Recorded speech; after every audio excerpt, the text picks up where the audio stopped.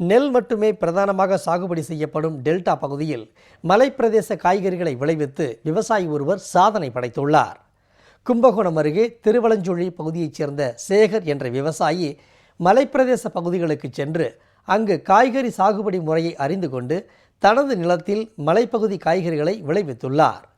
மிக குறைந்த அளவு தண்ணீர் மற்றும் இயற்கை உரங்களை கொண்டு உதகை, கொடைக்கானல் உள்ளிட்ட மலைப்பிரதேசங்களில் மட்டுமே விளையக்கூடிய முட்டைக்கோஸ், சிவப்பு முள்ளங்கி, நூல்கோல், beetroot, carrot, cauliflower, turnip, beans போன்ற காய்கறிகளை விளைவித்து சாதனை படைத்துள்ளார். இந்த மலைப்பிரதேச காய்கறிகள் இயற்கை பேரிடர்களை எதிர்கொள்வதுடன் குறைந்த தண்ணீரில் விளையும் என்பதால் புஞ்சை நிலங்களில் இவ்வகை பயிர்களை பயிரிட்டால் அதிக லாபம் கிடைக்கும் என கூறுகிறார்.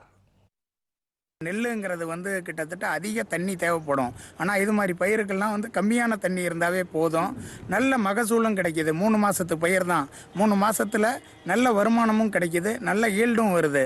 இது மாதிரி கேரட்டு, பீட்ரூட்டு, காலிஃப்ளவரு, பீன்ஸு, முட்டைக்கோசு, ஊட்டி முட்டைக்கோசு, சிவப்பு முட்டைக்கோசு, நூல்கோல், டரணி பூன்னு, சிவப்பு முள்ளங்கி எல்லாத்தையுமே சாகுபடி பண்ணியிருக்கேன். எல்லாருமே இதை சாகுபடி பண்ணி எல்லாருமே இதில் உள்ள வருமானத்தை அடையணுங்கிறது தான் என்னுடைய நோக்கமாக இருக்குது. மலை காய்கறிகளுடன் கீரை வகைகளையும் விற்பனை செய்வதால் பல்வேறு மாவட்டங்களில் இருந்து கும்பகோணம் வரும் சுற்றுலா பயணிகள், பொதுமக்கள் ஆர்வத்துடன் வாங்கிச் செல்கின்றனர்.